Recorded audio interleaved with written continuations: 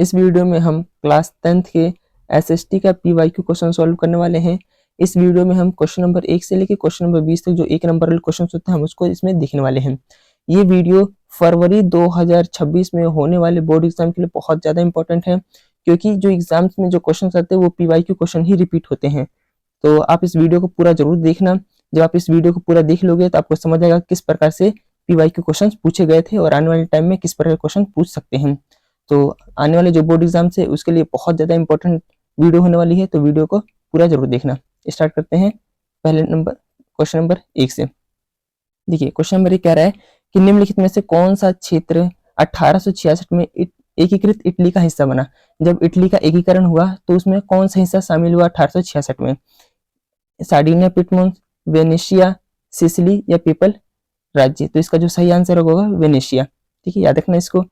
Venetia वो area था जो 1866 में इटली का जब एकीकरण हुआ था उसमें ये शामिल हुआ था। इसके अलावा क्वेश्चन नंबर 2 देखिए, क्वेश्चन नंबर दूसरा पूछ रहा है कि 19वीं सदी तक लोगों के यूरोप से अमेरिका जाने के निम्नलिखित कारणों को पढ़िए और सही विकल्प का चयन कीजिए। ये 4 ऑप्शन इसमें बताना कौन कौन सा ऑप्शन ठीक है। क्वेश्चन ये है कि यूरोप से जब लोग अमेरिका जा रहे थे तो आखिर जा क्यों रहे थे, रीजन क्या था, और इस तरीके से 4 ऑप्शन दिया और इसमें पूछना है, बताना है कि कौन सा ऑप्शन ठीक है। देखिए जब भी ऐसे वाले क्वेश्चन आते हैं जिसमें हमें वो छांटना होता है कि कौन कौन से ऑप्शन ठीक है कौन कौन से ऑप्शन गलत है, तो इसका करने का जो ट्रिक होता है वो होता है कि आप इसमें वो जो गलत ऑप्शन है उसको छांटो, क्योंकि अगर आपने उस गलत ऑप्शन को छांट लिया तो आप इस तरीके से आप इसको अच्छे प्रकार से कर लोगे। जैसे देखिए जब 19वीं शताब्दी का जब टाइम था तो उस समय यूरोप के अंदर बहुत सारी आर्थिक रूप से समस्याएं चल रही थी। तो कौन कौन सी समस्याएं थी? तो वो थी गरीबी और भुखमरी बहुत ज्यादा थी, गुलाबों की खरीद फरोख्त नहीं यूरोप के अंदर नहीं होता था, ये अफ्रीका में होता था, बीमारियों का बहुत ज्यादा बोलबाला था और धार्मिक टकराव। तो इस तरह से 1 2 3 नंबर जो थी वो ठीक है, पहला ठीक है, तीसरा ठीक है और चौथा ठीक है। पहला दूसरा तो देखो गलत है, दूसरा इसमें भी गलत है, दूसरा ये गलत है, ऑप्शन नंबर सी हो जाएगा, ठीक हो जाएगा। ठीक है, पहला ठीक है, तीसरा ठीक है, चौथा ठीक है। इसके अलावा देखो इसको करना क्या होता है, इसका ट्रिक क्या होता है, इसमें हमें आपको इसमें जो होता है इसमें जो गलत ऑप्शन होता है उसको आपको छांटना होता है। अगर आपने गलत ऑप्शन को छांट लिया तो इस तरीके से आप इसका आसानी से आंसर कर सकते हो। जैसे हमें पता है कि गुलामों की खरीद फरोख्त जो होती थी वो यूरोप के अंदर नहीं होती थी, ये मुख्यतः अफ्रीका के अंदर होती थी। तो ऑप्शन नंबर जो 2 है वो गलत होगा। तो ऑप्शन नंबर 2 जिसमें होगा वो ऑप्शन ही गलत हो जाएगा। जैसे 2 इसमें है तो ये ऑप्शन हट जाएगा, ऑप्शन नंबर 2 इसमें है तो ये ऑप्शन हट जाएगा, ऑप्शन नंबर 2 इसमें ये ऑप्शन हट जाएगा, यहाँ पे ऑप्शन नंबर 2 नहीं है तो ये आंसर अपने आप ठीक हो जाएगा। तो सर अगर जो आपके चारों में से अगर जो आपने केवल एक छांट लिया कि कौन सा गलत है तो आप सीधे आप आंसर मार्क कर सकते हो कौन सा इसका आंसर ठीक होगा। तो ऑप्शन नंबर जो सी होगा ये होगा करेक्ट आंसर। कि यूरोप के अंदर यूरोप से जब अमेरिका जा रहे थे तो उसके पीछे रीजन ये था, यहाँ पे गरीबी बहुत ज्यादा थी यूरोप के अंदर, भुखमरी बहुत ज्यादा थी, बीमारियां बहुत ज्यादा प्रचलित, बहुत ज्यादा बोलबाला था बीमारियों का, बीमारियां बहुत ज्यादा फैली थी। इसके अलावा जो धार्मिक टकराव है वो बहुत ज्यादा था। तो इन सब के कारण लोग यूरोप छोड़ के अमेरिका जाने लगे जब अमेरिका की खोज हो गई। तो अगला क्वेश्चन है कि बुक ऑफ मार्वल के लेखक कौन है, लिखा किसने था? तो जो इसका जो सही आंसर होगा वो होगा मार्को पोलो। मार्को पोलो ने लिखा है बुक ऑफ मार्वल्स की, ये लेखक है, याद रखना। इसके अलावा अगला क्वेश्चन है कि मान लीजिए कि आप 15वीं शताब्दी की प्रिंट संस्कृति पर शोध कर रहे हो।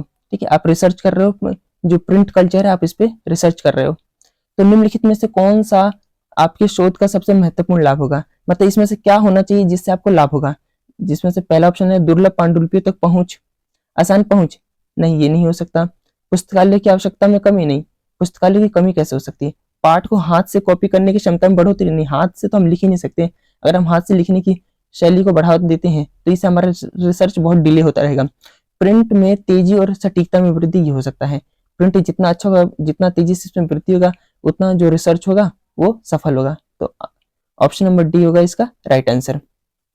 इसके अलावा अगला जो क्वेश्चन है वो है, देखिए अगला जो क्वेश्चन वो पूछ रहा है कि भारत में वनों के निम्नलिखित वर्गों को क्षेत्रफल की दृष्टि से हमें एरिया वाइज बताना है, सबसे अधिक से सबसे कम के क्रम में व्यवस्थित करना है।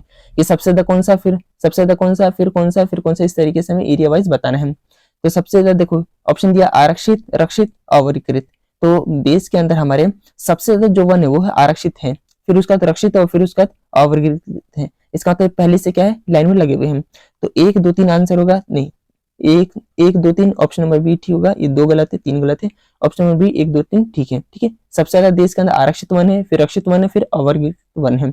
अब इसमें अंतर भी ये समझ लो, देखो आरक्षित वन वो होते हैं जिसमें बिल्कुल ही जाना लोगों का प्रतिबंध होता है। आप कोई भी व्यक्ति इसमें लकड़ियां नहीं ले सकता, मवेशी नहीं चरा सकता, ठीक है, यहाँ का फल इकट्ठे नहीं कर सकता, मतलब यहाँ पे घुसना ही बिल्कुल ही प्रतिबंध होता है। आरक्षित पूर्ण रूप से किसी विशेष जानवर के लिए या फिर पूरे पूरे एरिया को, जंगल को सील कर दिया जाता है, घेर दिया जाता है, इसमें लोगों का जाना प्रतिबंध होता है। इसके अलावा रक्षित में होता है थोड़ी बहुत छूट होती है कि जिसमें से लोग लकड़ियां वगैरह ले सकते हैं या फिर कुछ हिस्से में मवेशी वगैरह चरा सकते हैं। अवर्गीकृत में मतलब होता है ये गांव के हवाले कर दिए जाते हैं, जैसे ये मतलब बहुत घने जंगल नहीं होते, छोटे मोटे जंगल होते हैं जो कि आसपास के जो गांव है इनके ऊपर छोड़ दिया जाता है कि आप इनकी सुरक्षा करोगे। तो ये इनकी डेफिनेशन है आरक्षित, रक्षित और अवर्गीकृत की।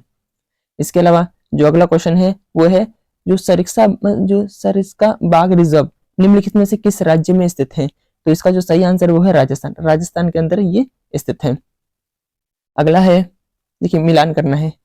इसमें आप वो ट्रिक नहीं लगा सकते कि हमें गलत ऑप्शन छांटना है, ये नहीं लगा सकते। अगर आपको इसमें पता है तो ही आप इसमें कर पाओगे। एक तरफ बांध दिया, एक तरफ नदी दी है, ये कौन सा बांध किस नदी पे है? ठीक है, तो देखिए वैसे तो अगर ये वाला बांध, इससे पहले हमने जो पीवाईक्यू क्वेश्चन सॉल्व किया उसमें भी इस प्रकार क्वेश्चन था, ठीक है, और इस तरीके से बांध दिया हुआ था और नदियां दी हुई थी। तो अगर आने वाले टाइम में भी जब ये इस प्रकार से जब क्वेश्चन पूछेगा तो इसमें ये नदियां दे देगा इस तरीके से, और बांध दे देगा, नदियां दे देगा, और पूछेगा किस तरीके से मिलान करो। तो इसमें से मैं बता दूं सबसे इंपॉर्टेंट जो है ना ये वाला है नागार्जुन, ठीक है, जिसमें से जिसकी ट्रिक ये है कि अर्जुन को आप कृष्ण से याद कर सकते हो, अर्जुन को कृष्ण से, ठीक है। तो इसमें आप इस तरीके से याद कर सकते हो, क्योंकि अगर जो अब आने वाले टाइम में भी जब क्वेश्चन आएगा ना तो आप देखोगे कि ये वाला ऑप्शन आपको जरूर ही मिलेगा, ये बहुत इंपॉर्टेंट है। ठीक है, तो देखिए अर्जुन जो नागार्जुन सागर ये कृष्णा नदी पे है, मतलब सी का ऑप्शन नंबर होगा 2, ठीक है, सी का ऑप्शन नंबर 2। यहाँ पे सी का ऑप्शन नंबर 3 है तो यहाँ पे ये गलत हो जाएगा। सी का ऑप्शन नंबर 4 दिया यहाँ पे तो ये भी गलत हो जाएगा। यहाँ पे सी का ऑप्शन नंबर 2 दिया ये ठीक है, यहाँ पे सी का ऑप्शन नंबर 3 है ये भी गलत हो जाएगा। तो इस तरीके से इस मिलान वाले चीज में हमने देखा कि अगर हम एक ऑप्शन ठीक सेलेक्ट कर लेंगे तो हमें इसका आंसर हमें पता चल जाएगा। हमें बाकी की जरूरत भी नहीं है, कि हमें पता करने की जरूरत भी नहीं है कि बाकी किस नदी पे है या नहीं है। ठीक है, जैसे हमने इसको याद कर रखा है अर्जुन को कृष्ण से, तो ऑप्शन नंबर सी का होगा 2। यहाँ पे देखोगे सी का यहाँ पे 3 है तो ये गलत हो जाएगा, यहाँ पे 4 है तो ये गलत हो जाएगा, यहाँ पे 3 है तो ये गलत हो जाएगा। ऑप्शन नंबर सी अपने आप करेक्ट आंसर हो जाएगा। एक वापस देख लेते हैं, तो देखिए ऑप्शन नंबर सी इसका राइट आंसर होगा। हीराकुंड जो है ये महानदी पे है, ठीक है, हीराकुंड महानदी पे है। गांधी सागर चंबल नदी पे है। नागार्जुन कृष्णा पे है। मेट्टूर कावेरी नदी पे है। तो आप इसको याद कर सकते हो। आने वाले बोर्ड एग्जाम में देखना आपको डायरेक्ट ऐसे ही क्वेश्चन देखने को मिलेंगे। इसके अलावा देखिए अगला है क्वेश्चन नंबर 8। देखिए ये क्या कह रहा है, ये पूछ रहा है कि कृष्णा और गोदावरी इनके बीच में डिस्प्यूट चलता है। जो दो नदियां हैं कृष्णा और गोदावरी, इनके पानी के बंटवारे को लेकर विभिन्न राज्यों के बीच मतभेद चलता रहता है। तो हमें बताना है किस किस राज्य में ये चीजें चल रही हैं, ये मुद्दे चल रहे हैं कृष्णा और गोदावरी के। तो इसका जो सही आंसर होगा option number B Maharashtra, Karnataka और आंध्र प्रदेश। इसको आप याद रखना, ये डेटा वाली चीज है। ठीक है, हालांकि अगर जो आपने थोड़ा बहुत 9th में अफवाह वाला चैप्टर पढ़ा है तो आप इसमें से ऑप्शन एलिमिनेट कर सकते हो। ठीक है, और आपको थोड़ी बहुत जानकारी है इंडिया के मैप के बारे में। तो जैसे देखिए, क्योंकि अगर हम देखें तो कृष्णा और गोदावरी की बात करें तो कृष्णा और गोदावरी भारत के इन साउथ वाले हिस्से में है। ठीक है, इस प्रकार से है। तो यहाँ पे आप देख सकते हो, यहाँ पे तो आपको मध्य प्रदेश मिलेगा ही नहीं, यहाँ पे एमपी है, यहाँ पे उड़ीसा, मध्य प्रदेश इधर है, उड़ीसा इधर है, तो आपको उड़ीसा भी नहीं मिलेगा। ठीक है, केरल सबसे नीचे देखो, केरल आपको यहाँ देखने को मिलेगा, तो केरल भी आपको नहीं देखने को मिलेगा। तो इस तरीके से अगर जो आपको अपने भारत का मैप थोड़ा बहुत पता है और आपने थोड़ी नदियों के बारे में पढ़ा है तो आप ऑप्शन इसी प्रकार से एलिमिनेट कर भी सकते हो। तो ऐसी चीजों में आपको ऑप्शन एलिमिनेट करना आना चाहिए। इसके अलावा देखिए अगला है कि कल्पना कीजिए कि आप जनवरी के महीने में दिल्ली से चंडीगढ़ एक शादी में शामिल होने के लिए सड़क मार्ग से जा रहे हो। यात्रा के दौरान निम्नलिखित में से कौन सी फसल खेतों में आप देखोगे? तो देखिए आपको इसके बारे में पता होना चाहिए, खरीफ फसल, जायद फसल, ठीक है, रबी फसल, इन सब चीजों के बारे में तब आप कर पाओगे। जैसे जनवरी का महीना है, अब जनवरी के महीने में जो ये ठंडियों का दिन है, इसमें रबी फसल उगाई जाती है। ठीक है, इसमें रबी फसल उगाई जाती है। इसके अलावा अब देखो रबी फसल में आता है गेहूं, चना, जो मटर, सरसों इत्यादि आते हैं। ठीक है, तो अब ऐसे में देखोगे तो क्या है, आपको इस समय चावल तो देखने को मिलेगा नहीं क्योंकि खरीफ फसल है। मक्का और ज्वार तो देखने को मिलेगा, गेहूं इसका सही आंसर होगा। इस तरीके से ऑप्शन नंबर सी इसका राइट आंसर होगा।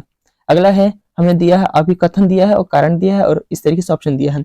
ऐसा क्वेश्चन करने का तरीका ये होता है, हमें ये पढ़ना होता है कि ये कथन ठीक है नहीं है, फिर हमें ये पढ़ना होता है ये कथन ठीक है नहीं है, और फिर हमें ये देखना होता है कि जो ये वाला कथन आर है इसकी व्याख्या कर रहा है नहीं कर रहा है। ठीक है, तो देखिए पढ़ते हैं। खनिज हमारे जीवन के लिए अति अनिवार्य भाग है, बिल्कुल ठीक है। सभी सजीव वस्तुओं को खनिज की आवश्यकता होती है, ये भी ठीक है। और इसी कारण क्या है, हम इस ये हमारे जीवन का एक अनिवार्य हिस्सा है। तो इस तरीके से ऑप्शन नंबर ए हो जाएगा राइट आंसर। ए और आर दोनों सही है और आर ए की सही व्याख्या करता है।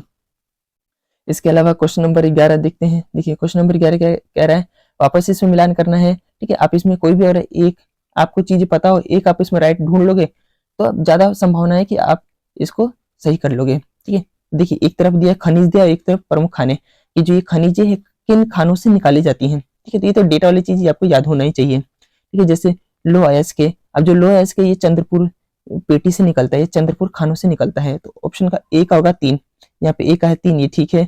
ए का है 2, ये गलत हो जाएगा। ठीक है, ए का है 3, ये भी ठीक है, और ए का है 2, ये भी गलत हो जाएगा। इस तरीके से अगर जब हम देखें तो अभ्रक, अभ्रक की बात करें तो इसमें है अभ्रक का जो है ऑप्शन नंबर है यहाँ पर, इसके अंदर अभ्रक, देखिए अभ्रक की बात करें तो इसमें अभ्रक का हो जाएगा गया। देखिए वैसे तो अगर हम इसमें देखें तो लो अयस्क जो है चंद्रपुर पे है। ठीक है, ए का है 3, ये वाला ऑप्शन था और ये वाला ऑप्शन था, मतलब ये दोनों ऑप्शन तो हट चुके हैं। अब हमें देखना है देखो बी का 1 है, बी का 1 है, मतलब ये भी अभ्रक का जगह गया। ठीक है, अभ्रक का गया। जो बॉक्साइट है, बॉक्साइट जो मिलता है वो मेकाले मिलता है, और जो कोयला है वो सिंगरौली में मिलता है। ऑप्शन नंबर ए हो जाएगा इसका राइट आंसर। तो ये अगर आप तभी कर पाते जब आपको इस बारे में पता हो कौन से जो खाने हैं किस प्रकार से हैं। तो आपको वैसे तो खाने बहुत सारे हैं, ठीक है, खनिज भी बहुत सारे हैं। आप चाहो तो आप इन चारों को याद कर सकते हो। आने वाले जो बोर्ड एग्जाम होगा उसमें जब पूछेगा तो इसमें से देखना 2 या 3 आपको सेम यही चीजें देखने को मिलेंगी। दोबारा कर लेते हैं इसको। देखो लोहा जो है वो चंद्रपुर पे है। ठीक है, अभ्रक जो है वो गया में है, बॉक्साइट जो है वो मेकाल में है, और कोयला है सिंगरौली में है। ठीक है, इस तरीके से आप याद कर लेना। इसमें से 2 या 3 भी याद कर लोगे तो आप देखोगे कि अगर ऐसा नेक्स्ट टाइम ऐसा क्वेश्चन आएगा तो आपको 2-3 ऐसी ऑप्शन आपको सेम ही देखने को मिलेगा। अगला है क्वेश्चन नंबर 12। देखो क्वेश्चन नंबर 12 कह रहा है कि बेल्जियम ने अपने बहुसंख्यकवाद की समस्या का समाधान निम्नलिखित में से किस प्रकार के शासन व्यवस्था को शुद्धिकरण करके किया। मतलब जो बेल्जियम था इसने बहुसंख्यकवाद की समस्या को हल कर लिया। तो किस प्रकार से किया, क्योंकि उसने संघात्मक शासन व्यवस्था अपनाई थी। ठीक है, स्टार्ट में देखो इसमें डच थे, इसमें फ्रेंच थे। एक टाइम था कि दोनों के बीच मतभेद था, तो यहाँ की जो बेल्जियम की सरकार है धीरे धीरे इन मतभेदों को समझना स्टार्ट की। फिर उनको समझ आया कि शक्ति को बंटवारा करके ही देश को सुरक्षित किया जा सकता है। तो इस तरीके से उन्होंने संघात्मक शासन व्यवस्था अपनाया और देश ठीक हो गया। ठीक है, एकात्मक शासन व्यवस्था नहीं अपनाया, अध्यक्षात्मक नहीं अपनाया, नहीं संसदात्मक अपनाया। ठीक है, तो ऑप्शन नंबर सी हो जाएगा इसका राइट आंसर। इसके अलावा अगला है वो देखना इसमें निम्नलिखित में से सही सुमेलित कौन सा है, सही मिलान कौन सा है। कनाडा के अंदर एकात्मक नहीं संघात्मक है, बोलीविया के अंदर संघात्मक नहीं एकात्मक शासन व्यवस्था है, ऑस्ट्रेलिया में भी संघात्मक है, स्पेन के अंदर संघात्मक है। ठीक है, तो ऑप्शन नंबर डी इसका हो जाएगा राइट आंसर। ठीक है, ये क्वेश्चन अगर आपको पता होता तो ही आप इसको कर पाते हैं। तो जो डी है वो है संघात्मक। इसके अलावा बाकी बात रखना, आने वाले टाइम में इनमें से पूछ सकता है। अगर ऐसा क्वेश्चन आएगा तो देखना इसी में से 2 या 3 क्वेश्चन सेम ही रिपीट होने वाला है। ठीक है, कनाडा के अंदर संघात्मक है, इसको याद रखना। इसके अलावा बोलीविया में एकात्मक है, इसको याद रखना। और ऑस्ट्रेलिया के अंदर भी संघात्मक है। हाँ, स्पेन के अंदर संघात्मक है, इसको भी याद रखना। ठीक है, अगला है कि हमें बताना निम्नलिखित में कौन से राजनीतिक दल के प्रमुख घटक है। राजनीतिक दल के 3 ही घटक होते हैं, नेता, सक्रिय सदस्य, समर्थक। ठीक है, राजनीतिक दल के 3 समर्थक होते हैं, दबाव समूह नहीं होता। मतलब ऑप्शन नंबर 4 जहां जहां होगा वो गलत हो जाएगा। देखो यहाँ पे ऑप्शन नंबर 4 है, ये गलत हो जाएगा। यहाँ पे भी ऑप्शन नंबर 4 ये भी गलत हो जाएगा। यहाँ पे भी गलत हो जाएगा। यहाँ पे ऑप्शन नंबर 4 है तो ये हो जाएगा ठीक करेक्ट आंसर। तो ऐसे में जब हमें बताना होता है कि इस तरीके से ऑप्शन दे देगा, ठीक है, और इस तरीके से यहाँ पे ऑप्शन दे देगा, पूछे कौन कौन सा ऑप्शन ठीक है, तो इसमें हमें जो रॉन्ग आंसर होता है इसमें हमें छाटना होता है। अगर हमें रॉन्ग आंसर मिल जाता है तो इस तरीके से 3 ऑप्शन अपने आप ही गलत हो जाएगा और एक जो बचेगा वो हो जाएगा करेक्ट आंसर। ठीक है, जैसे इसमें जो 4 है वो गलत है, तो जिसमें 4 होगा वो गलत हो जाएगा। ये 4 है, यहाँ 4 है, यहाँ 4 है, यहाँ 4 नहीं है, तो यह हो जाएगा करेक्ट आंसर। इस तरीके से आप इसको ऑप्शन एलिमिनेशन के द्वारा आप इसको कर सकते हो। अगला पूछ रखा है कि विश्व मानव विकास सूचकांक, जो मानव विकास सूचकांक के संबंध में निम्नलिखित तालिका का अध्ययन करें। जो तालिका है ये बुक की तालिका है, और इस तरह की बुक की तालिका से भी डेटा आपको थोड़ा बहुत पता होना चाहिए, तो आप इसको कर पाओगे। ये विकास वाले चैप्टर से है। देखिए ये बोल रहा है कि देखो यहाँ पे ये बोल रहा है कि ये मतलब कुछ कंट्री दिया हुआ है और इनका सूचकांक कितना कितना आ रखा है। और इसके आधार पर पूछ रखा निम्नलिखित में से कौन से देश का मानव विकास सूचकांक सर्वाधिक मतलब उच्च स्थान पर है। तो अगर ऐसे में देखोगे तो क्या है, भारत का है 130, म्यांमार का 148, नेपाल का है 149 और पाकिस्तान का है 150। अब अगर देखो ऑप्शन के अनुसार ये पूछा कौन से देश का मानव विकास सूचकांक का उच्चतम स्थान है, तो इसका जो सही आंसर हो जाएगा वो हो जाएगा ऑप्शन नंबर बी, जो हो जाएगा भारत। ठीक है, कहने का मतलब ये है, देखो इसका जो आंसर होगा वो भारत हो जाएगा। ठीक है, अब ये भारत इसलिए हुआ क्योंकि अगर आप देखो, अगर आप रैंक को देखोगे तो रैंक के अनुसार तो पाकिस्तान है, तो इस जो मानव विकास सूचकांक में जिसका रैंक जितना ज्यादा होता है उसकी कंडीशन उतनी ही खराब होती है, और जिसका रैंक जितना कम होता है उसकी कंडीशन उतना ही ठीक होता है। मतलब मानव विकास सूचकांक में जो नंबर 1 पे होगा उस देश का मानव विकास सूचकांक बहुत अच्छा होगा, मतलब उस देश में सारी चीजें बहुत अच्छे से चल रही है, वहाँ पे शिक्षा बहुत अच्छा है, स्वास्थ्य बहुत अच्छा है, औसत जो जीवन यापन है लोगों का वो बहुत ज्यादा है। तो 1 नंबर वाला बहुत अच्छा होगा, फिर उसका 2 नंबर वाला, फिर 3 नंबर वाला। इस तरीके से मानव विकास सूचकांक को देखा जाता है। तो इस आधार पर देखोगे तो 130 ही सबसे छोटा है भारत, तो ऑप्शन नंबर बी हो जाएगा राइट आंसर। ठीक है, और भी आने वाले एग्जाम में यही चीजें पूछ सकता है, तो इसको याद रखना। देखो अगला पूछ रखा है कि एक्स एक कस्बे में रहता है, वह फूलों की खेती करता है और हमें बताना है कि अर्थव्यवस्था किस क्षेत्र के अंतर्गत आता है। अब फूलों की खेती करता है, खेती कर रहा है मतलब प्राथमिक क्षेत्र को, प्राथमिक क्षेत्र जो होता है ऑप्शन नंबर ए हो जाएगा इसका राइट आंसर। ठीक है, अगला पूछ रखा है कि चित्र को देख के बताना है कि ये कौन से क्षेत्र के अंतर्गत आते हैं। देखो यहाँ पे चित्र को देख बताना है हमें कि किस अर्थव्यवस्था के अंतर्गत आते हैं। तो देखो ये खेती तो कर नहीं रहे तो प्राथमिक क्षेत्र होगा नहीं। ठीक है, चतुर्थ क्षेत्र बुक में है नहीं तो हमें पढ़ना ही नहीं है। ठीक है, दूसरा क्षेत्र में फैक्ट्रियां वगैरह आती है, और तीसरे क्षेत्र में जो तीसरा क्षेत्र है उसमें ये सेवाएं वगैरह आती हैं। तो इसमें आप देखोगे कि लोग अपनी सेवाएं ही दे रहे हैं, यहाँ पे किसी चीज का उत्पादन नहीं कर रहे हैं, फैक्ट्री में नहीं है। चौथा क्षेत्र नहीं, प्राथमिक क्षेत्र में, ऑप्शन नंबर डी हो जाएगा इसका राइट आंसर। अगला है, देखो वैसे ये दृष्टि बाधित लोगों के लिए, लेकिन आप इसे देख सकते हो कि निम्नलिखित में से किसका कार्य अर्थव्यवस्था के दूसरे क्षेत्र के अंतर्गत आता है। दूसरा क्षेत्र मतलब विनिर्माण क्षेत्र, जिसमें वस्तुओं का उत्पादन होता है फैक्ट्री वगैरह में जाके। इसमें से मछुआरा तो नहीं आएगा, मछुआरा मछलियों का उत्पादन नहीं करता, मछलियों को बनाता नहीं है फैक्ट्री में। साहूकार तो चलो ऋण देता है, ये तीसरा क्षेत्र में आ जाएगा। ये प्राथमिक क्षेत्र में आ जाएगा, ऑप्शन नंबर सी हो जाएगा राइट आंसर। टोकरी बुनकर जो ये टोकरी बनाता है। ठीक है, इसके अलावा क्वेश्चन नंबर 18 की बात करें तो इसमें हमें बताना है कि ग्रामीण क्षेत्र में किसानों के लिए जो सरकारी बैंक से ऋण लेना कठिन क्यों होता है।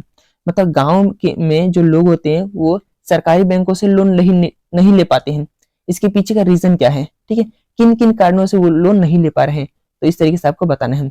अब जरूरी नहीं कि आपको चारों ऑप्शन पता, हमें इसमें से वो ऑप्शन छाटना है जो कि रॉन्ग हो, जो कि गलत हो। ठीक है, अगर आप इनको छाट लोगे आप इस तरीके से, तो आप इसके आंसर को आप कर पाओगे। जैसे देखो ऑप्शन पहले पढ़ लेते हैं, जैसे ऋणाधार का भाव। ऋणाधार का भाव का मतलब किस आधार पे लोन ले, क्या गिरवी करके लोन ले, ये ऋणाधार होता है। ऋणाधार का भाव का मतलब कुछ गिरवी करने लायक ही नहीं है। ठीक है, तो ये बात बिल्कुल ठीक है कि ग्रामीण क्षेत्रों में जो लोग रहते हैं उनके पास गिरवी करने के लिए कुछ होता नहीं है, जिस कारण वो लोन ले पाए, इसलिए वो लोन नहीं ले पाते, ये बिल्कुल ठीक है। दूसरा है जटिल प्रक्रिया। हाँ, बैंक से अगर जो लोन लेना है तो एक बहुत बड़ी जो फॉर्मेलिटीज है उनको पूरी करनी पड़ती है, ये जटिल प्रक्रिया है। तो इस तरीके इसलिए क्या है गांव के लोग लोन नहीं ले पाते हैं। ऋण की उच्चतर लागत नहीं, जो अगर जो आप देखोगे बैंक से जो लोन मिलता है उसके जो ब्याज दर है वो कम होता है। ठीक है, जो साहूकार वगैरह होते हैं उनका तो बहुत ज्यादा होता है, लेकिन जो बैंक से जो लेते हैं लोन इसका जो रेट ऑफ इंटरेस्ट होता है उनके मुकाबले कम होता है। और जागरूकता का अभाव, हाँ ये बात ठीक है कि वहाँ पे क्या है लोगों के अंदर जागरूकता नहीं है। तो इस तरीके से यहाँ पे जो देखोगे तो ऑप्शन नंबर 1, 2 और 4 ही ठीक है, ऑप्शन नंबर 3 जो है वो गलत है। अब अगर जो ऑप्शन नंबर 3 गलत है तो ऑप्शन नंबर 3 वाले जो सारे ऑप्शन वो छाट दो। देखो यहाँ पे ऑप्शन इसमें क्या है, यहाँ पे ऑप्शन नंबर आपको 3 देखने को मिलेगा, ये गलत हो जाएगा। ऑप्शन नंबर 3 यहाँ पे भी देखने को मिलेगा, ये गलत हो जाएगा। ऑप्शन नंबर 3 यहाँ पे देखने को मिलता है, ये गलत हो जाएगा। और इस तरीके से ऑप्शन नंबर सी हो जाएगा राइट आंसर। तो इस तरीके से ऐसे क्वेश्चन में जब भी हमें बताना तो कौन कौन सी चीजें ठीक है, तो आप इसमें से रॉन्ग चीजों को छाटो। आप अगर आपने गलत चीजों को छाट लिया तो आप आसानी से पता लगा सकते हो कौन सा ऑप्शन ठीक होगा। तो इसमें ऑप्शन नंबर 1, 2 और 4 ही ठीक हो, जिसमें से हमें ऑप्शन नंबर सी में देखने को मिलता है। अगला है क्वेश्चन नंबर 19वां, ये पूछ रहा है कि भारत के शहरी क्षेत्र में निम्नलिखित में से कौन सा समूह अपनी ऋण की आवश्यकता को पूरा करने के लिए औपचारिक स्रोत पर निर्भर है। ठीक है, देखिए ये हमें अनौपचारिक क्षेत्र पर निर्भर है। ये पूछ रहा है कि अरे शहरी क्षेत्रों में निम्नलिखित में से कौन सा ऐसा समूह है जो कि ऋण की आवश्यकताओं को लोन लेने के लिए वो अनौपचारिक क्षेत्र पर निर्भर है। तो गरीब परिवार, हाँ ये हो सकता है। कम संपत्ति वाले परिवार, ये भी हो सकता है। दोनों गरीब और कम संपत्ति वाले, हाँ ऑप्शन नंबर सी हो जाएगा। ठीक है, आप हम देखो ये भी हो सकता है, ये भी हो सकता है, लेकिन ऑप्शन नंबर सी बोल रहा है कि ये दोनों हो सकते हैं, तो ऑप्शन नंबर सी ही इसका राइट आंसर होगा। दोनों समृद्ध और कम संपत्ति वाले परिवार, नहीं तो ऐसा नहीं है। अगर ये समृद्ध परिवार है तो उनको लोन की बहुत ज्यादा वैसे जरूरत पड़ती है। तो इस ऑप्शन के अनुसार ऑप्शन नंबर सी जो होगा इसका राइट आंसर होगा। इसके अलावा और दूसरी बात देखोगे तो इसमें हमें बताना है कि अनौपचारिक क्षेत्र पर निर्भर क्यों है। तो जो समृद्ध परिवार होते हैं वैसे तो उनको जरूरत नहीं पड़ती, पड़ती भी है तो ये बैंक वगैरह से लोन लेते हैं, जो कि ये औपचारिक क्षेत्र है। ठीक है, लेकिन यहाँ पे अनौपचारिक क्षेत्र की बात कर रहा है, तो अनौपचारिक क्षेत्र में ऑप्शन नंबर सी जगह सही, गरीब और कम संपत्ति वाले लोग होते हैं, ये अनौपचारिक क्षेत्र से ही लोन लेते हैं। इस तरीके से ऑप्शन नंबर जो क्वेश्चन नंबर 20 जो है लास्ट है, और इस तरीके से ये पूछ रहा है कि कथन एक बोल रहा है कि प्रौद्योगिकी की तीव्र देखो प्रौद्योगिकी में तीव्र उन्नति जो हुआ है, इसने वैश्वीकरण की प्रक्रिया को बढ़ा दिया है। और दूसरा कथन बोल रहा है इसने लंबी दूरी तक वस्तु की तीव्र आपूर्ति को कम लागत पे संभव बनाया। मतलब लंबी लंबी दूरी तक वस्तु को मतलब बेचा जा सकता है, वो भी कम लागत के अंदर। तो ये भी ठीक है, ये भी ठीक है, और ये इसकी व्याख्या भी करता है। ये व्याख्या इस प्रकार से कर रहा है क्योंकि ये चीजें संभव है, क्योंकि ये हुआ है तभी। ठीक है, तो इस तरीके से ऑप्शन नंबर जो ए हो जाएगा, ये हो जाएगा राइट आंसर। तो इस तरीके से हमने जो प्रीवियस ईयर में जो सोशल साइंस का जो एग्जाम हुआ था, उसको हमने क्वेश्चन नंबर 1 से लेकर क्वेश्चन नंबर 20 तक हमने पूरा कर लिया है। और आप देख सकते हो कि इस तरीके किस प्रकार से क्वेश्चन पूछे गए हैं। और इसमें हमने ये भी सीखा कि ऑप्शन के द्वारा हम क्या है, किस तरीके से हम ट्रिक का यूज करके, ठीक है, ऑप्शन एलिमिनेट करके हम जो आंसर आपको ना भी पता हो आप उसका एग्जैक्ट आंसर निकाल सकते हैं। तो इस तरीके से और भी वीडियो के लिए आप इस चैनल को फॉलो कर लेना। और मैं इस पे 10 से 12 जो पीवाईक्यू क्वेश्चन है एसएसटी के, उनको मैं आपको अपलोड करने वाला हूँ उसके सॉल्व के साथ। अगर आप इन 10 से 12 पीवाईक्यू क्वेश्चन को लगा लोगे तो आप देखोगे कि जब आप बोर्ड एग्जाम में बैठोगे तो आपके सेम जो है यही क्वेश्चन, इसी प्रकार के क्वेश्चन रिपीटेड आपको दिखने को मिलेंगे। ठीक है, और क्योंकि जो पीवाईक्यू क्वेश्चन होता है यही पे जो कम से कम तो 70% जो पेपर होता है वो पीवाईक्यू बेस्ड होता है। ठीक है, क्योंकि सिलेबस चेंज होता नहीं है, सिलेबस वही है, तो क्वेश्चन भी बहुत ज्यादा बदलता नहीं है। ठीक है, बस हल्का सा उनका लैंग्वेज बदल देता है, बाकी सारा पेपर सेम ही होता है। तो इस तरह से पीवाईक्यू क्वेश्चन, जो किसी भी सब्जेक्ट का पीवाईक्यू क्वेश्चन लगाना बहुत इंपॉर्टेंट होता है। तो अगर जब आप एसएसटी का एक अच्छी प्रकार से तैयारी करना चाहते हो और सोशल साइंस में एक अच्छे मार्क्स लाना चाहते हो, आप इस चैनल को फॉलो कर सकते हो। मैं इस पे डेली जो पीवाईक्यू क्वेश्चन है उसको मैं इसमें सॉल्व करा रहा हूँ। और इसके अलावा मैंने इस चैनल पे बहुत सारे पीवाईक्यू क्वेश्चन सारे सब्जेक्ट मैंने इस पे अपलोड कर दिया है, आप उन चीजों को देख सकते हो। तो पीवाईक्यू लगाना बहुत इंपॉर्टेंट है, आप पीवाईक्यू क्वेश्चन जरूर लगाना बोर्ड एग्जाम से पहले।